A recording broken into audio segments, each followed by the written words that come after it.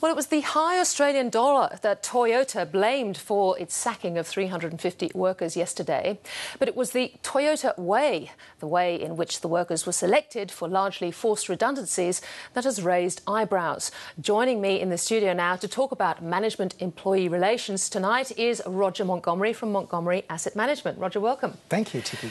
Well, marks out of 5 is apparently how workers were rated on a should you stay or should you go basis. Bit radical for Australia? Well, I don't think it's radical for the private sector. I mean, this might be news to a lot of people, and it's certainly sad for the families involved. But being chosen to work in a company based on merit and ability is normal in many sectors. It's just that we've been protecting the manufacturing industry, particularly in auto manufacturing, for a very long time, and it's unsustainable. I looked up the Toyota way. It's got quite an impressive wiki entry, and it's apparently a set of principles in 2 key areas: continuous improvement and respect for people. And now we've got anecdotally your comments coming back saying that it was a cattle yard. Treasurer called it particularly unpleasant. Bill Shorten has weighed into this now. Was there a lot of respect? Well, I think in any organisation, any large organisation, there's going to be complaints from staff. What's really important is how management responds to that. Toyota has a tough gig in front of it right now. In Australia, it's suffering not only from a high Australian dollar, but it's also suffering from high labour costs. And in addition to that, we've got Korean manufacturers Hyundai and Kia producing cars that arguably are better looking. And the auto industry is a tough industry because what you're doing is you're manufacturing a fashion item, really capital intensive, labour intensive, but a fashion item. And arguably, Kia and Hyundai producing much better looking vehicles, and Toyota is suffering. So you've got a competitive issue. Bill Shorten said that the workers could actually tell their children they didn't lose their jobs because they'd done nothing wrong, but because of the high Australian dollar. A Toyota spokeswoman said all the workers were assessed and those with the lowest scores in behaviour, skills and knowledge were sacked.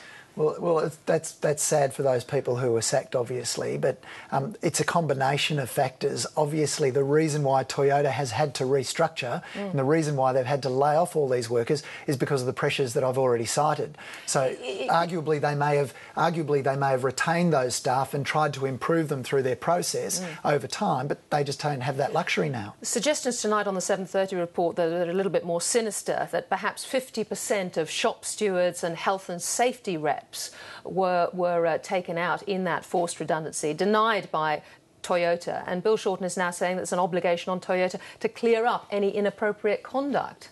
Well, I think that's absolutely right. But within a big organisation, you're always going to get pockets of bad behaviour.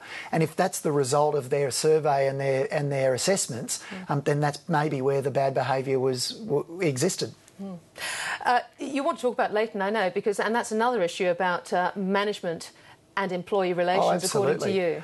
Look, there's a really big issue at Leighton's at the moment, and it's symptomatic of, I think, a difficult relationship between staff and management.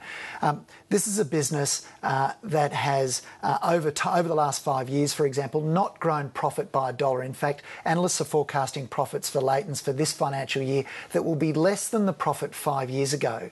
And yet, in that time, the top 15 executives have paid themselves $190 million in salaries to themselves and incentives.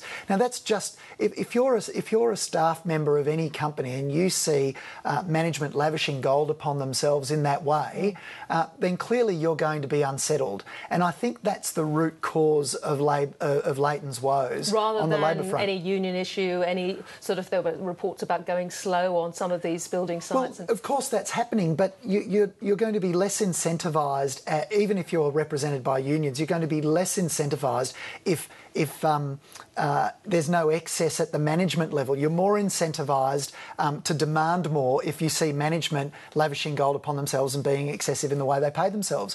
And this is all in the annual reports.